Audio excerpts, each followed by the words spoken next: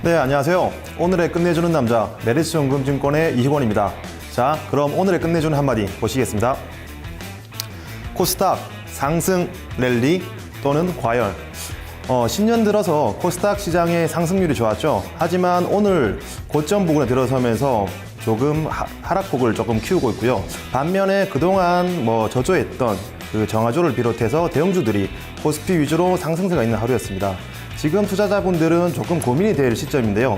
자, 그렇다면은 코스닥의 상승 랠리 현재에서 지속될 것인가, 다시 하락할 것인가, 만약에 다시 코스닥이 상승하게 된다면 어떠한 업종과 종목이 상승할 것인가에 대해서 오늘 끝내주는 남자가 끝내주게 정리해 드리겠습니다.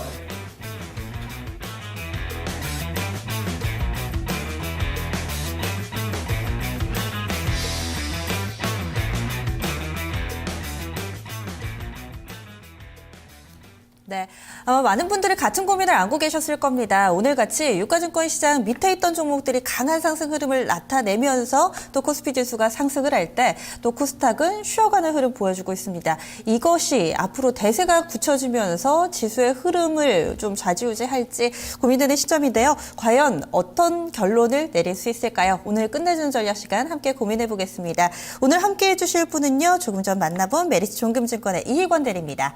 대리님 안녕하세요. 네, 안녕하세요. 네. 참 가려운 곳을 잘 긁어주시는 질문을 가져오신 것 같아요.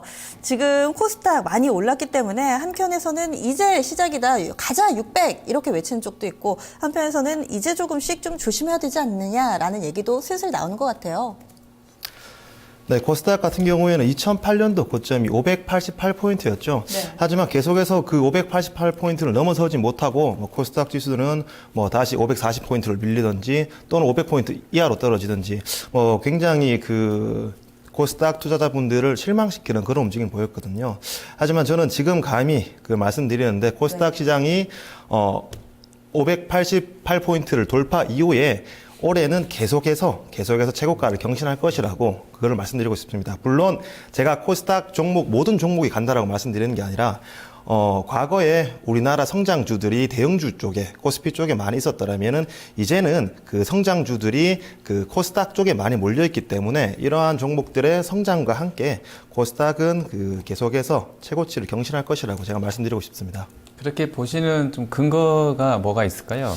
예, 먼저 근거라고 하면 여러 가지를 제가 줄 수 있겠는데요. 먼저 그 코스닥 지수 같은 경우에는 사실 시가총액이 그 지수를 선행하는 편입니다. 여기 시가총액을 보시면은 그 코스닥이 시가총액이 158조, 그러니까 사상 최고치를 경신했거든요. 그럼으로써 이제 지수는 시가총액이 후행하기 때문에 코스닥 지수가 이제 이 시가총액 그 신고가와 함께 계속해서 이어질 수 있을 것이라 보고 있고요. 그리고 그 제가 준비한 자료 한번 보시겠습니다. 네, 제가 준비한 자료 보시면은 지금 다소 복잡해 보이는데 어떤 의미를 가지고 있는 그래프일까요? 예, 다소 복잡해 보이긴 하지만 간단합니다. 제가 간단히 말씀드릴게요. 네. 그 코스피의 시가총액을 코스닥의 시가총액으로 나눈 배율이거든요. 네. 이 배율을 보시면은 그 2001년도에는 4.47배였죠. 그리고 고점 13.25배. 그리고 계속해서 이 배율은 그 횡보하는 움직임을 보였습니다. 2006년대부터 횡보하는 움직임 보였죠. 그 중요한 저점을 보시면은 2006년대부터 8.51배, 8.38배, 8.8배, 8.55배에서 계속해서 그 지지를 받고 올라가는 모습 보였거든요. 사실 이렇게 지지를 받고 올라간다는 모습은 그 코스피의 시가총액이 늘어나고 코스닥의 시가총액이 줄어든다는 모습이죠. 그러면은 코스닥의 이제 상승이 멈추고 다시 하락한다는 내용이었습니다. 하지만 그 올해 1월 들어서면 여기 지지선을 그 하향 이탈하는 모습을 보였죠. 이 모습이 뭐냐면 이제 코스피 같은 경우에는 코스피 시총에 비해서 코스닥 시총이 더욱더 늘어난다는 걸 보여주거든요. 사실 이렇게 그 오랜 지지선을 깨면은 기술적 분석상 그 추세는 계속 이어질 거라고 보고 있습니다. 그렇기 때문에 현재의 그 단순히 코스닥의 그 상승이 여기서 그칠 것이 아니라 이런 추세는 이제 시작이다. 그러니까 코스닥의 상승은 이제부터 지속될 것이라는 추세를 의미하는 도표입니다. 저게 그러면 2000년도 그 IT 버블 때처럼 4배까지 정말 갈 수 있을까요? 그렇게 좀 보세요. 제가 결론부터 말씀드리자면은 그건 안 됩니다. 왜냐하면은 그 당시 때는 코스닥 종목이라고 하면은 무조건 다 상승하는 그런 시장이었죠. 하지만 요즘에 코스닥 시장 내부에서도 신고가하는 종목이 있고요. 반대로 신저가가는 종목이 있습니다. 제가 코스닥이라고 말씀드린 게 전 종목이 올라간다는 게 아니고 우리가 눈여겨봐야 될 성장하는 종목들, 업종들이 코스닥에 많이 포진되어 있기 때문에 이러한 그 추세가 유지될 것이라고 제가 말씀드린 거고요. 그 2001년도에 KTF가 코스닥에 있지 않았나요? 맞나요? 코스닥인가요? 기억이 잘 안 나시죠? 그렇죠. 네. 그러니까 저 그림은 저도 봤어요. 네, 저거 네, 지규 이사가 쓴 거리잖아요. 그래서 저거 보면서 저는 약간 물음표였던 것이 그때랑 1대1로 비교하면 좀 애매할 것 같은데. 왜냐하면 지금 그때는 이제 큰 종목들도 코스닥에 많았거든요. 사실 지금 다 이제 옮겨와 버렸기 때문에 거래소로. 그래서 그때랑은 좀 보기는 애매할 것 같기도 한데 어쨌든 저 그림이 8배는 깼다고 하니까 그 4배까지는 아니더라도 추가로 좀 올라갈 수 있겠다라고 보시는 거죠. 그렇죠. 이러한 근거를 그 가지고. 배율이 하락 추세로 전환했다라는 걸 제가 말씀드리는 거죠. 그리고 앞서서 말씀하셨듯이 그러니까 그렇게 단순 비교하지 어렵지 않냐라고 말씀하시는데 사실 그 코스피에서 중요한 시가총액을 담당하는 네이버 같은 경우에는 어떻게 보면 기술주거든요. 그러니까 그 네이버의 상승은 오히려 이런 코스닥 시가총액 증가에 일조하지 않느냐는 제 생각입니다. 아, 연결해서요? 네네. 수도 그렇죠. 있고. 그러니까 이미 그 코스닥의 시가총액은 이제 선행해서 간다라고 말씀드리는 거죠. 그런데 이거를 코스닥의 시총이 커져서 그 배율이 낮아질 수도 있지만 코스피의 시총이 줄어들어서 배율이 낮아지는 경우도 있잖아요. 그렇겠네. 물론 그 후자의 경우에는 다소 좀 투자자분들께는 좋은 시나리오는 아닌 것 같은데 좀 가능성 어떻게 보세요? 네, 맞습니다. 그렇기 때문에 지금 그 얼마 전에 ECB에서 대규모 양적 완화를 실시했음에도 불구하고 그 자금들이 많이 국내 유입 안 되고 있거든요. 예전 같았으면은 이런 자금들이 코스피, 코스닥 할 거 없이 많이 들어갔겠지만 사실 그 외국인이나 기관 입장에서 딱히 코스피를 투자할 만한 메리트가 있는 종목이 없거든요, 사실은요. 그러니까 실적 면에서 지금 LG화학이나 기아차 같은 경우도 많이 깨지고 있는 상황이고요. 단순히 낙폭 과대에 따른 이제 반등을 노리기는 10% 정도 노리는 그런 매수가 아니고서야 사실 추세적으로 먹기에는 힘든 대형주들이니까요. 아무래도 이제 그 밸류에이션은 다소 높지만 앞으로 계속 성장하는 쪽이 많이 코스닥에 포진되어 있으니까 이쪽에 많이 집중된다라고 생각하고 있습니다. 네, 그러면 섹터를 좀 이제 어떤 쪽 보시는지 여쭤보고 싶은데 저희가 이제 보니까 아침에 그러니까 오전장 기준으로 봤을 때요. 한참 저희가 이제 시황을 쓰다가 보니까 저도 이제 어느 쪽이 가장 많이 올라나 좀 봤거든요. 근데 1등이 역시 디지털 컨텐츠더라고요. 게임하고 이제 음원 쪽이 여기 들어가 있는데 29% 올랐어요. 올해 고점 기준으로 엄청 오른 거죠. 지수가 그러니까 업종이요. 그 업종 지수가 29%니까 종목별로는 따블란 종목도 있을 것 같고요. 그리고 2위가 이제 인터넷이었고 3등이 종이목재. 이게 이제 동화기업하고 삼성 LNS 때문에 화장품하고 건자재로 봐야 될 것 같고요. 4위가 의료기기 최근 들어 계속 좋은. 그리고 5위가 시멘트였거든요. 근데 이 1등에서 5등까지는 다 작년에 좋았던 업종 상승률 그대로 베껴놓은 것 같아요. 작년에도 보니까 시멘트가 한 80% 오르고 디지털 컨텐츠는 거의 게임주 많이 올랐죠. 예, 엄청 올랐어요. 그 시멘트도 거의 더블 났었고요, 업종이. 그러니까 그렇게 작년에 좋았던 쪽이 그대로 다 지금 연결되고 있거든요. 역시 이런 쪽 섹터가 앞으로도 좀 계속 주도권을 가질 수 있다고 봐야 될까요? 예, 마찬가지 의미인데요. 요즘에 그 증권사에서 이런 얘기가 많습니다. 요즘 그러니까 작년 장 그리고 올해 장 같은 경우에는 30대의 장이다. 또는 대리 과장들의 장이다라는 얘기가 많거든요. 30대요? 30대. 그러니까 나이 30대. 무슨 의미예요? 그러니까 기존에 40대, 50대, 그러니까 제가 이 폄하하자고 말씀드리는 게 아니라 기존에 그런 투자자분들이 대형주에 대한 환상을 많이 가지고 있죠. 분명히 좋은 기업이고 좋은 제조업이긴 합니다. 저 하지만 완전히 공감됩니다. 저 40대거든요. 근데 그게 맞는 것 같아요. 저도 사실은 게임이나 바이오 헬스케어 이런 어제도 제가 미용기기 이런 거 약간 나는 아니라고 그랬잖아요. 근데 그런 부분이 있거든요, 실제로. 근데 실제로 투자하는 입장에서도 내가 아닌 것 같으면 절대 못 사거든요, 그 주식을. 그래서, 투자자 입장에서는 사실 OCI나 LG화학, 기아차 많이 물려 있죠. 근데 예전 같은 경우에는 성장률이 좋았기 때문에 전반적인 성장률이 좋았기 때문에 물려도 주식을 가지고 있었으면 올라온 시대였습니다. 그렇기 때문에 계속해서 물타기를 하고 있죠. 하지만 시장은 줄어들고 있거든요. 성장성 또한 줄어들고 있고 인구 증가율 또한 떨어지고 있고요. 하지만 앞서 말씀드렸던 그런 게임 헬스케어 같은 시장은 물론 절대적인 규모는 대기업에 비해서 작습니다. 제조업에 비해서요. 하지만 시장이 계속 파이가 커나가고 있거든요. 그러니까 충분히 수익률 많이 올릴 뿐더러 앞으로 수익률이 가능한 거죠. 뭔가 산업의 트렌드가 바뀌는 것을 그렇죠. 또 네, 네. 단편적으로 패러다임이 이야기를 해주는 것 같아요. 네, 네. 겁도 없어야 됩니다. 네. 아, 그럼요. 겁이 많으면 안 돼요.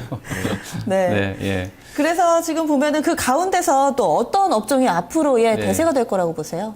최근에 그 저희가 눈에 많이 들어오는 주도주들 있죠. 뭐 게임, 헬스케어, 결제 관련 업종들이 뭐 지금까지도 대장주였지만 뭐 올해 내도록 계속해서 대장주라고 말씀드리고 싶네요. 왜냐하면 시장 자체가 커지고 있거든요. 그쪽 시장이요. 네. 네. 그리고 그러면은 다른 쪽 이야기를 해볼게요. 네, 자, 보겠습니다. 지금 게임 쪽은 지금 중국이랑 우리나라 합치면 인터넷 인구가 뭐 7억 명이라고 하니까 지금 말씀해 주신 것처럼 성장성이 있을 것 같고요. 헬스케어도 이제 어제 다뤘었고, 결제도 역시 그러면 그런 어떤 그 인터넷 비즈니스 관련한 성장성을 좀 계속 받는다고 봐야 될까요? 결제는 인터넷 비즈니스라기보다는 핀테크를 등에 업고 가는 거죠. 아, 그거 이제 추가로 더 그렇죠. 모멘텀을 받으면서. 그렇죠. 네. 핀테크의 시작은 당연히 결제일 수밖에 없거든요. 당연히 이제 전자 결제가 우선되어야지만 이제 과금이 가능하고요. 그리고 그 핀테크에서 이제 전자 결제로부터 이제 다양한 산업으로 발전할 수 있기 때문에 네. 지금 뭐 계속해서 정부에서 핀테크를 지원하고 있기 때문에 그 수혜는 결제 관련 업종들이 계속 수혜를 받을 거라고 예상됩니다. 그럼 중장기적인 투자자라면은 이들 코스닥에서 좀 가는 종목군에 대한 매수 전략이 유효한 장세겠네요. 네, 맞습니다. 네. 그러니까 그 코스닥이 가는데 뭐 일부 안 가는 종목들을 2등, 3등 종목들을 매수하기보다는 지금 시장은 굉장히 합리적으로 바뀌고 있거든요. 그러니까 예전에는 유동성 장세 때는 한 종목이 가면 2, 3등 종목이 따라가는 그런 장세였죠. 근데 최근에 들어서는 정말 되는 종목들만, 정말 수익이 나고 실적이 나는 종목들만 가고 있는 상황입니다. 그렇기 때문에는 이렇게 그 게임 헬스케어 결제 관련돼서 정말 그 실적이 나고 대장 종목들만 집중 공략을 해야 되죠. 네. 자, 그리고 이제 40대가 좋아하는 종목, 그 이상이 좋아하는 종목들. 오늘 이제 그 사실 조선하고 뭐 정유화 건설, 뭐 GS 건설 같은 경우도 실적이 지금 나왔나 모르겠네요. 오늘 낸다고 그랬는데. 그러니까 어쨌든 그런 쪽들이 굉장히 지금 셌잖아요. 어떻게 보면 시장 대비로는 선전했었는데, 뭐 오페크 사무총장이 뭐 유가 바닥 뭐 정확하게 답은 못하겠지만 바닥인 것 같아요. 뭐 이렇게 말했다고 하는데, 그게 상당한 재료가 된 것 같아요. 이쪽 랠리가 좀 이어질 수 있을까요? 더 이상? 기억하실지 네. 모르겠지만 제가 네. 그 끝남 첫 방송 SOL. 때, 네, 제가 네. 정유주 반등을 제가 말씀드렸었죠. 그렇죠. 네, 네. 2주 전이었나 3주 전이었나 제가 기억이 안 나는데, 2주 전. 네. 2주 전에 제가 분명히 그 정유주 반등을 말씀드렸는데, 이제는 그 매수했던 것을 팔 타이밍입니다. 지금은요. 단기적으로. 네네. 먼저 오펙 사무총장이 했던 얘기를 잠깐 제가 네, 네, 읽어보겠습니다. 네. 현 유가가 얼마나 지속될지 정확하게 다 팔 수는 없지만 반등이 확실하다고 얘기했거든요.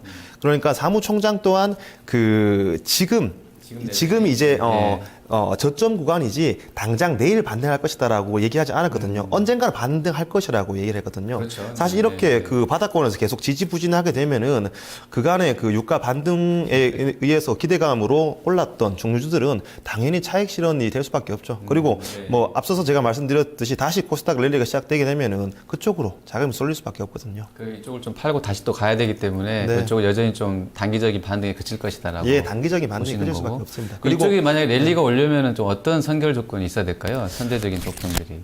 지금 가장 중요한 부분이 그 자본제에 있어서는 그 스프레드라고 볼 수 있죠. 그러니까 유가를 이제 비용으로 인식하는데 유가를 싸게 들여와서 그러니까 제품 가격 고정시켜 놓은 채로 유가를 싸게 가져 놓으면은 비용은 줄어드는 반면에 판매 가격은 높게 스프레드를 확보할 수 있죠. 네. 그게 뭐 화학주 끝단에 있는 종목들이거든요. 하지만 유가가 그 다시 상승하게 되고 이제 비용이 증가하게 되고 이런 스프레드가 줄어들게 되면은 그런 그 업종들은 타격을 받을 수밖에 없으니까. 오히려 올라가면서. 그렇죠. 그러니까 지금은 아직 그 유가가 바닥을 찍고 아직 그 반등을 하지 않았기 때문에 이전에 많이 올랐던 정유주들이나 자본주에 대해서는 단기 이제 반등이 끝일 것이라고 예상하고 있습니다. 네. 그리고 실적 얘기 좀 해볼게요. 네네. 실적과 관련해서 종목들이 상당히 좀 출렁거림이 크게 나타납니다. 지금 장 마감하고 나서도 계속해서 좀 종목들의 실적 나오고 있는 상황인데요. 오늘 장에서 좀 의미 있는 실적 발표 어떤 종목이 좀 있다고 볼 수 있을까요?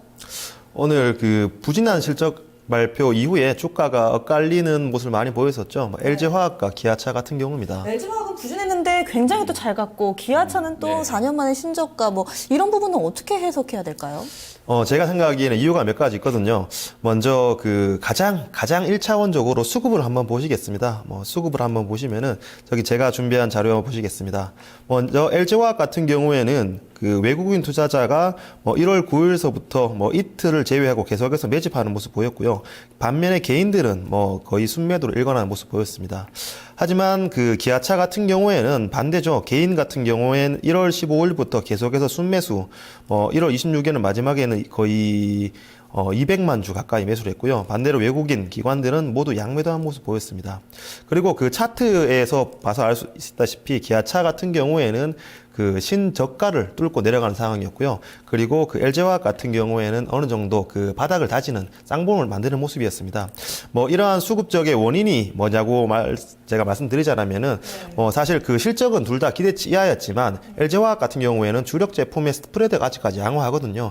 유가가 하락했긴 했지만 스프레드가 양호합니다. 그렇기 때문에 4분기까지는 안 좋았다는 걸 인정하겠다. 하지만 앞으로는 기대해 볼 만하다는 그런 매수세가 많았고요. 기아차 같은 경우에는 실적은 안 좋았지만 향후 기대할 수 있는 모멘텀이 그렇게 크지 않은 상황입니다. 사실 신차 효과도 지금 부재한 상황 속에서 다른 글로벌 완성차 업체의 경쟁이 심화되고 있는 상황이기 때문에 기아차 같은 경우에는 저는 4만 원도 깰 수 있지 않을까라는 부정적인 생각하고 있습니다. 좀 더 빠질 수 있다고 보신다는 거죠? 네. 알겠습니다.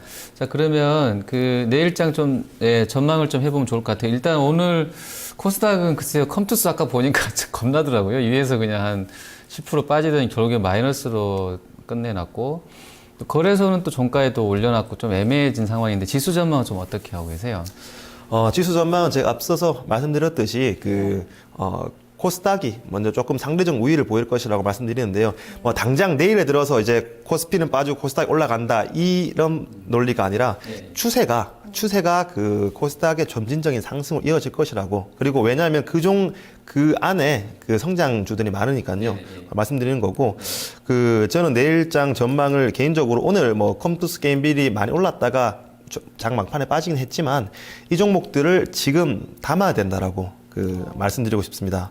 왜냐하면 사실 이제 게임주 실적 이상으로 컴투스 같은 경우에는 시총 2조 원까지 커졌고요. 게임빌 같은 경우 1.2조 원까지 커졌습니다. 그러니까 기관들 입장에서는 이제 포트폴리오에 꼭 담아야 되는 시가총액 상위 종목에 포함됐죠. 그리고 자무사 같은 경우도 마찬가지고요.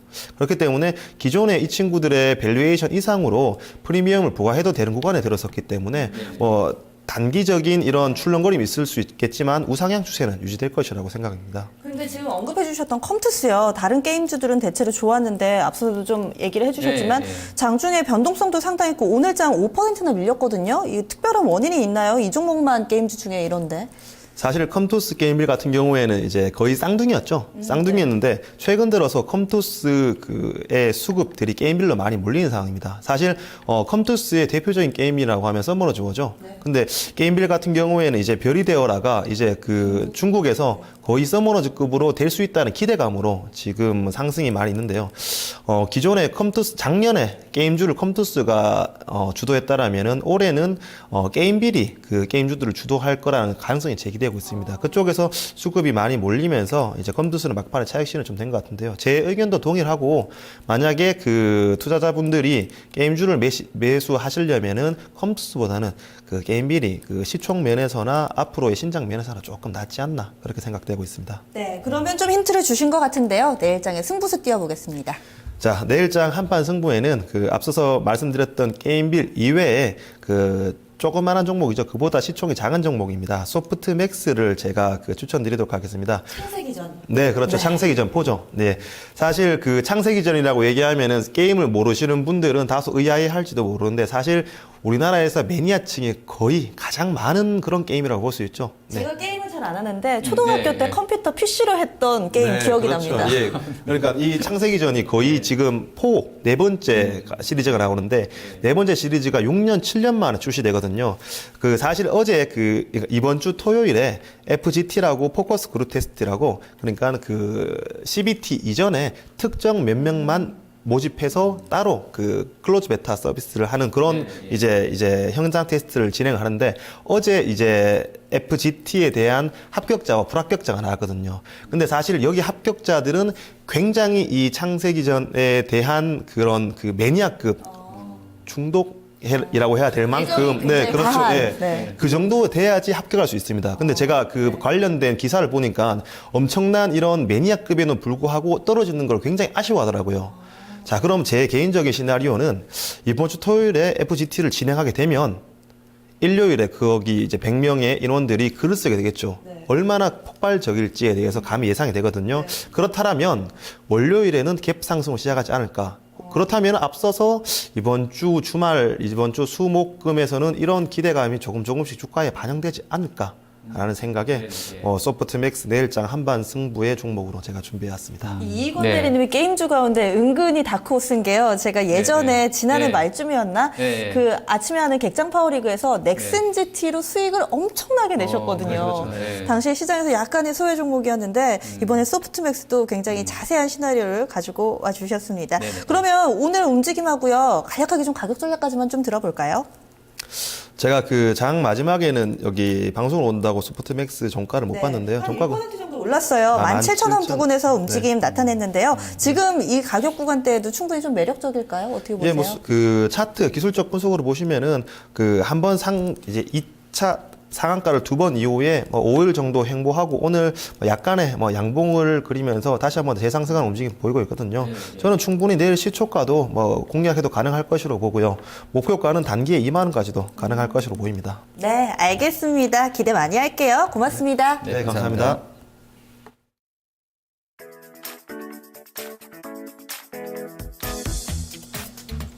(1월 28일) 수요일 경제지표 일정입니다. 오늘 밤 미국에서는 12월 내구재 주문과 신규 주택 매매, 1월 컨퍼런스 보드 소비자 신뢰지수 나옵니다. 이와 함께 오늘 밤부터 28일까지 이틀간의 일정으로 FOMC 정례 회의가 진행됩니다. 실적 발표 일정 보겠습니다. 내일 국내에서는 SK하이닉스와 LG디스플레이 등 대형 IT주들 실적을 내놓고요. 건설주 가운데 대우건설, 그리고 증권주 미래에셋증권과 현대증권이 실적을 내놓습니다. 미국에서는 중장비 제조업체 캐터필러, 그리고 제약사 화이자, IT업체 애플과 야후가 실적을 내놓습니다. 내일 국내 증시 상호 변경하는 곳이 있습니다. 플레이텍 043710이 로켓 모바일로 이름을 바꿉니다. 마지막으로 추가 상장 일정 보겠습니다. 한국자원투자개발과 KG케미칼은 신주인수권 행사 물량 추가 상장합니다. 페이퍼코리아와 IHQ는 전환사채 물량을, 원익 QNC는 스톡옵션 물량 추가 상장합니다. 이야기 나누는 동안에 삼성 SDS가 실적을 내놨습니다. 지난 4분기 영업이익 1,867억 원, 전년 대비 38.6% 증가한 수치고요. 당초 예상치 1,700억 원을 웃도는 수치로 나왔습니다. 매출액은 2조 2,758억 원으로 마찬가지로 예상치 2조 1,000억 원을 웃돌았습니다. 내일장에는 어떻게 반영될지 눈여겨보셔야겠습니다. 네, 자, 외국인의 선물 매수 24,000개 정도까지 쌓아지고 있다고 아까 말씀드렸었는데요. 현물 쪽에서도 일단 좀 랠리가 이어지게 될지 보셔야 되겠습니다. 그저께는 좀 팔았던 상황, 어제는 좀 팔았던 상황이고 오늘 다시 좀 사들어 왔는데요. 추가적으로 좀 랠리가 이어지기를 기대해 보겠습니다. 시청해주신 여러분 고맙습니다.